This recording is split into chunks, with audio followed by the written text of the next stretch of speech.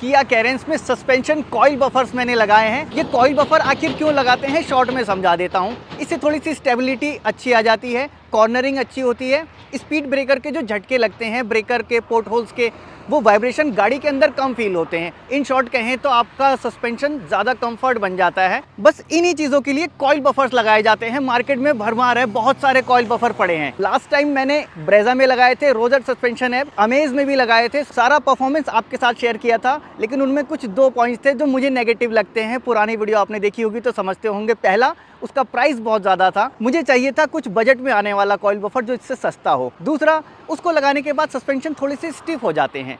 इसलिए मैंने ज़ेकर के कॉइल बफर इस बार लगाए हैं और इसका परफॉर्मेंस आपके साथ कंप्लीट शेयर करूंगा। गाड़ी में लगाए हुए लगभग 1 महीना हो चुका। 1500 से 2000 किलोमीटर मैं इस गाड़ी को ड्राइव कर चुका, कंपेयर कर चुका। आज मैं आपके साथ इसका परफॉर्मेंस तो शेयर करूंगा ही, साथ में इंस्टॉलेशन करने से पहले गाड़ी में का ग्राउंड क्लियरेंस कितना था, करने के बाद कितना बढ़ गया, करने का सुपर इजी तरीका, सारा कुछ आज ही की वीडियो में इंक्लूड होगा। तो चलो बिना देरी के वीडियो स्टार्ट करते हैं। और चैनल को सब्सक्राइब नहीं किया तो प्लीज़ चैनल को सब्सक्राइब ज़रूर कर लेना। कॉइल बफर लगाने से पहले सरफेस से बम्पर तक का जो दूरी है ये लगभग 19 सेंटीमीटर की है। थोड़ा बहुत ऊपर नीचे हो सकता है। एक व्हील आर्च के बीच का भी हम मेजरमेंट लेंगे। यहाँ का डिस्टेंस 6.5 सेंटीमीटर के आसपास है। इसको मैं एक पेपर पे नोट करता हूँ ताकि हम बाद में नोट करेंगे। रियर में भी ठीक वैसे ही व्हील आर्च पे अगर लेते हैं तो 7.8 सेंटीमीटर के आसपास है। रियर बम्पर का डिस्टेंस 29 सेंटीमीटर। अब जो कॉइल बफर लगाने हैं ये है हमारे ज़ेकर के कॉइल बफर जो हॉट कास्ट प्रोसेस से बने हैं। एक साइज चार्ट मिलता है, अगर कभी साइज मिसमैच हुआ तो इससे नाप के आप दोबारा रीऑर्डर कर सकते हो, फ्री ऑफ कॉस्ट देते हैं। दूसरा, एक वारंटी कार्ड, इससे आप वारंटी रजिस्टर करोगे। ये रियर कॉइल के हैं ये वाले बफर, और इनमें डिफरेंस देखो साफ दिख रहा है। ये काफ़ी ज़्यादा सॉफ्ट हैं।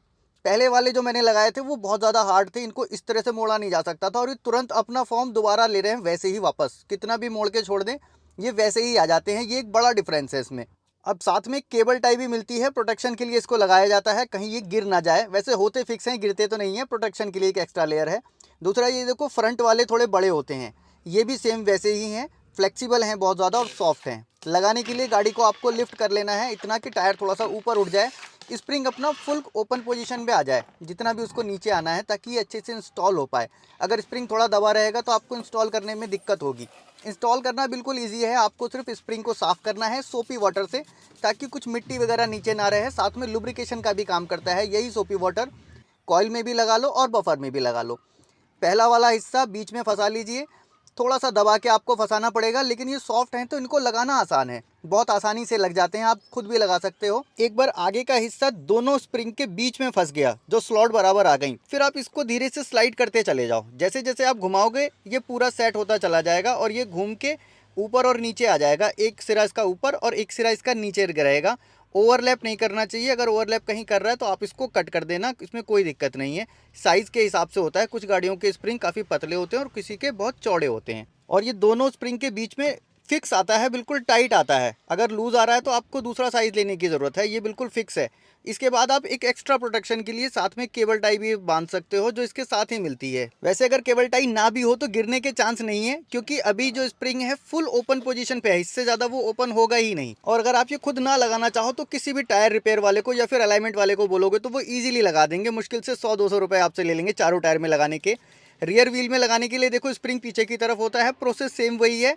लुब्रिकेट करना है, स्प्रिंग को साफ करना है और फिर वैसे ही स्लाइड करते हुए इसको चढ़ा देना है। पहला हिस्सा सिर्फ फंसाना पड़ता है। पीछे देखो ये ओवरलैप कर रहा है, ये एक्स्ट्रा वाला पार्ट आपको कट कर देना है किसी भी ब्लेड से, नाइफ से, आसानी से इसको आप काट सकते हो। उतना हिस्सा निकाल लीजिए बाहर। काटने के बाद फिर दोबारा उसको वहीं पे लगा लेंगे। काटने से इसकी क्वालिटी पे कोई भी डिफरेंस नहीं आता है। काटोगे तो आपको फील होगा कि ये जो मटेरियल है ये बिल्कुल अलग ही मटेरियल है। काटने में ये काफ़ी सॉफ्ट तो है ही, साथ में ये फॉर्म भी दोबारा जल्दी ले लेता है। जहाँ से भी काट दिया सेम वैसा ही निकल के आता है। क्वालिटी में इसमें कोई फ़र्क नहीं आती, कहीं बबल दिख रहा हो या कुछ भी, ऐसा कहीं नहीं दिखा कि ऊपर से ऐसा शेप था अंदर कुछ बबल्स थे, ऐसा कुछ भी नहीं। जबकि मैंने पहले भी कॉइल बफर यूज़ किए हुए हैं, उसकी क्वालिटी में और इसकी क्वालिटी में काफ़ी फ़र्क है बिकॉज ऑफ इसका मटेरियल। ये थर्मोसेट पीयू है। दूसरे जो बफर्स आते हैं वो आते हैं थर्मोप्लास्टिक पीयू, और दूसरा इंजेक्शन मोल्डेड से बने हुए होते हैं, ये हॉट कास्ट प्रोसेस से बना है। चारों कॉइल बफर मैंने लगा दिए। अब टायर लगा के ग्राउंड क्लियरेंस देखते हैं। देखो फ्रंट का ग्राउंड क्लियरेंस अभी 20 सेंटीमीटर आ रहा है, पहले 19 था। बाद व्हील आर्च का डिफरेंस कितना है, 8.2 सेंटीमीटर, जबकि पहले 6.5 आया था। रियर आर्च में 8.5 है अभी, पहले 7.8 था और रियर बम्पर से अब 30 सेंटीमीटर हो गया है, पहले 29 सेंटीमीटर था। अब आपको मैं परफॉर्मेंस शेयर करता हूं। जो ज़ेकर के कॉइल बफर हैं जो कि पहले से ही सॉफ्ट हैं, बिफोर और आफ्टर किया कैरेंस में चेंज किया आया, ताकि आप अपनी गाड़ी के हिसाब से समझ सको। देखो, किया कैरेंस के सस्पेंशन थोड़े से स्टिफ थे और मुझे पर्सनली क्रेटा के सस्पेंशन ज्यादा पसंद थे। क्रेटा वाला इंजन तो मैंने कैरेंस में लिया, लेकिन सस्पेंशन का वो फील नहीं ले पाता था। अब मैं कैरेंस में बैठ के क्रेटा वाला फील ले पा रहा हूँ। अब आपको लगेगा यार कॉइल बफर लगाने के बाद तो ऑलरेडी स्टिफ हो जाना चाहिए सस्पेंशन, लेकिन नहीं, हुआ इसका उल्टा। मेरे सस्पेंशन जितने स्टिफ पहले मुझे फील होते थे वो अब मुझे सॉफ्ट फील होते हैं। क्यों फील होते हैं? क्योंकि अब जब मैं स्पीड ब्रेकर को क्रॉस करता हूँ या फिर किसी पोर्ट होल्स को क्रॉस करता हूँ, मुझे अंदर कब फील होता था? जब गाड़ी में वाइब्रेशन आती थी। वाइब्रेशन गाड़ी के अंदर कम आती है। साथ में जो उसका स्प्रिंग का ट्रेवल है, ट्रेवल को इसने बहुत ज्यादा रिस्ट्रिक्ट नहीं किया, हाँ उसको स्लो जरूर कर दिया है। मतलब जोर का झटका धीरे से लगने देता है क्योंकि ये सॉफ्ट है। और पहले जो थर्मोप्लास्टिक वाले जो मटेरियल के बफर्स आते हैं, बाकी रोजर भी उन्हीं में से एक है, वो हार्ड है। लगाते समय भी आप पुरानी वीडियो देखोगे, लगाते समय वो हार्ड था।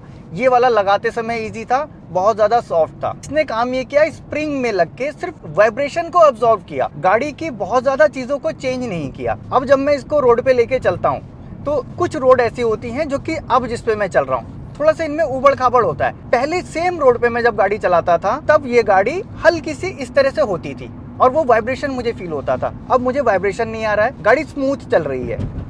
और अब जो ये ब्रेकर निकला बीच में से, ब्रेकर नहीं था, वो रिफ्लेक्टर बीच में जो लगे होते हैं, उन रिफ्लेक्टर की आवाज पहले तेज आती थी, अब ऐसे दबी हुई सी आती है, रबर टाइप। और मैंने इसको पैसेंजर्स के साथ भी फील किया, पीछे पैसेंजर बैठा के और पीछे वाली सीट पे भी बैठा के। उस समय गाड़ी काफी स्टेबल थी पहले के मुकाबले। रोड नॉइस जो पहले आया करती थी, रोड नॉइस इससे कम हो गई। स्टेबिलिटी गाड़ी में बहुत अच्छी आ गई है। मैं अगर इस गाड़ी को 80 पे अगर कॉन्फिडेंस फील करता था तो सेम लेवल का कॉन्फिडेंस अब मैं 100 और 110 पे फील कर लेता हूँ। गाड़ी का थोड़ा सा ग्राउंड क्लियरेंस बढ़ा है रोजर के मुकाबले में, तो इसका जो ग्राउंड क्लियरेंस है थोड़ा सा कम इंक्रीज होता है। क्यों? वो हार्ड ज्यादा थे, ये थोड़े से सॉफ्ट हैं। स्टार्टिंग में आपको थोड़ा सा लगता है कि ये गाड़ी ऊंची हो गई है, लेकिन जब इसमें पैसेंजर बैठते हैं तो वो उसको रिस्ट्रिक्ट नहीं करता, जहां तक उसको जाना है जाने देता है, बस वहां पे सेट होके वाइब्रेशन को एब्जॉर्ब करता है। तो इससे बहुत ज्यादा डिफरेंस ग्राउंड क्लियरेंस का नहीं आएगा। हाँ, कब आएगा? जब कहीं गाड़ी किसी गड्ढे में कूद गई या ब्रेकर पे कूद गई, कोई एक बड़ा ब्रेकर था, आप उसको क्रॉस करते थे तो बीच से गाड़ी टकरा जाती थी, तो वो बीच से टकराने वाला फील नहीं आएगा। मेरे भी कुछ ऐसे ब्रेकर थे जहाँ पे बीच में गाड़ी लगती थी, लंबी होने की वजह से, व्हील बेस बड़ा होने की वजह से, तो वो अब बीच में नहीं लगती। सिर्फ डिफरेंस इतना है ग्राउंड क्लियरेंस का। दूसरा, स्टेबिलिटी में तो सुपर कहूंगा मैं, बिल्कुल इसने क्रेटा वाला फील मुझे अब दिया है।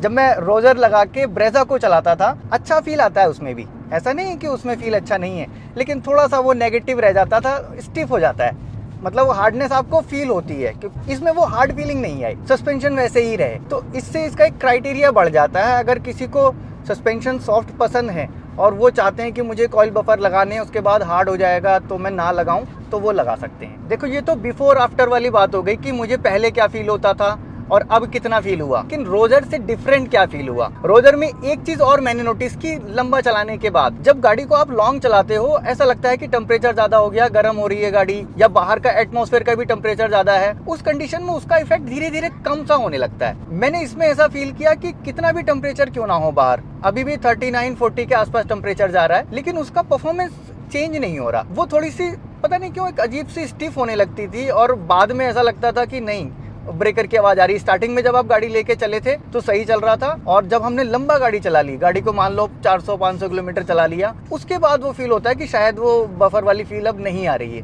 बट इसमें ऐसा नहीं है, इसमें हमेशा ही वैसा ही रह रहा है, क्योंकि ये हॉट कास्ट प्रोसेस से बना है और वो इंजेक्शन मोल्डेड से बने होते हैं। एक डिफरेंस मुझे ये फील हुआ, इस तरह के कभी हैवी व्हीकल्स अगर कट मार दें या कभी हमको गाड़ी अचानक से टर्न करनी पड़ जाए, तो उस समय गाड़ी बड़ी स्टेबल रह रही है, मतलब पता भी नहीं लग रहा है गाड़ी में।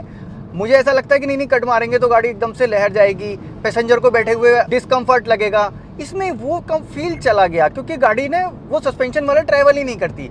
ओवरटेक करते समय बड़े व्हीकल को जब हम ओवरटेक करते थे तो ऐसा लगता था कि बड़ा व्हीकल, उसकी हवा के झोंके से भी गाड़ी हल्की बहुत इधर उधर हो सकती है, जबकि वो वाली फीलिंग अब नहीं है।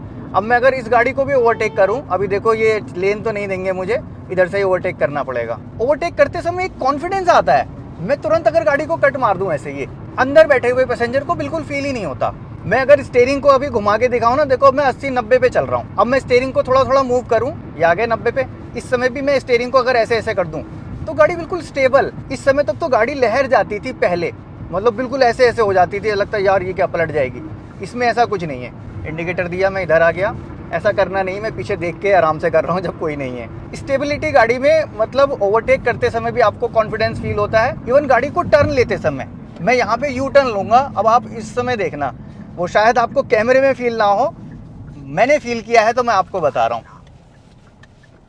जिस स्पीड में मैंने गाड़ी को यहाँ रोका है, उस स्पीड में अगर मैं पहले रोकता तो अंदर बैठा हुआ पैसेंजर कहता कि यार ये क्या कर रहे हो आप, जबकि इस समय ऐसा बिल्कुल भी फील नहीं आया। अब देखो ये कॉइल बफर किन गाड़ियों में ज्यादा सुटेबल रहेंगे। पहला तो वो सीडेन कार, नीचे थी गाड़ी, आपकी स्पीड ब्रेकर पे पीछे से लग जाती थी पैसेंजर बैठने के बाद, उसमें लगा सकते हो, उसमें फायदा देगा। एसयूवीज जो ऊंची हैं और जिनमें बॉडी रोल ज्यादा फील होता है, जैसे स्कॉर्पियो पुरानी वाली क्लासिक, बोलेरो नियो अगर है उसमें लगा सकते हो। दूसरा कुछ हैचबैक में भी आप गाड़ी में ही लगा सकते हो। जो लोग अनइवन रोड पे ज्यादा चलते हैं, गांव के रास्तों पे चलते हैं, गाड़ी ज्यादा झूलती है, जैसे आप i10 में भी लगाना चाहो, ये अच्छा काम करेंगे। फ्लॉन्क्स में लगाते हो, उसमें भी अच्छा फील देंगे ये। अगर आपको लगता है यार कि टायर की नॉइज ज्यादा आ रही है, मुझे इसके सोल्यूशन के लिए मैं परेशान हूँ, तो आपको एक बार ये लगा के देखना चाहिए, रोड नॉइज चली जाएगी। अब देखो मार्केट में बहुत सारे कॉइल बफर मिलते हैं, आपको गूगल करना, एक ही जैसे दिखने वाले बहुत सारे मिलेंगे। और मुझे ज़ेकर ही कैसे मिल गया, जो मैंने इसको टेस्ट किया, इसकी पूरी कहानी बता देता हूँ। ये ज़ेकर कॉइल बफर हमारे एक सब्सक्राइबर हैं, मुझे कांटेक्ट किया, बोले सर मैं, हमारे पास ना ये वाले कॉइल बफर हैं,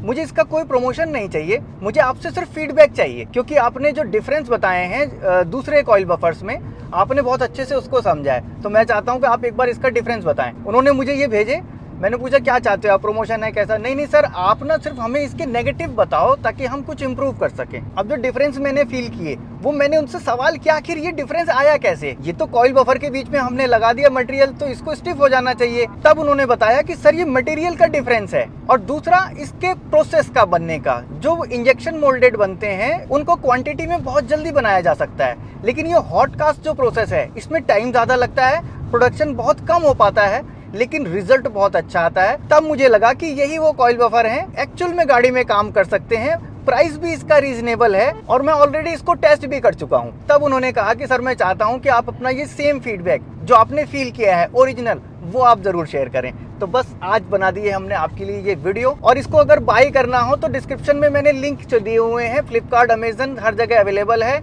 इसकी वारंटी भी होती है, सबसे बड़ी बात, क्योंकि इसकी लाइफ बहुत ज्यादा है, तो आप बेझिझक इसको ले सकते हो। फ्री रिप्लेसमेंट है, मैच होता है तो फ्री ऑफ कॉस्ट ये लोग रिप्लेस करके देते हैं। तो फिलहाल आज की वीडियो में इतना ही था। अच्छी लगी हुई वीडियो तो लाइक कर देना, मन में कोई सवाल या फिर कोई सुझाव आ गया होगा बेझिझक कमेंट बॉक्स में लिख देना। मैं मिलूंगा नेक्स्ट वीडियो में ऐसे ही किसी इंटरेस्टिंग टॉपिक के साथ। Thanks for watching.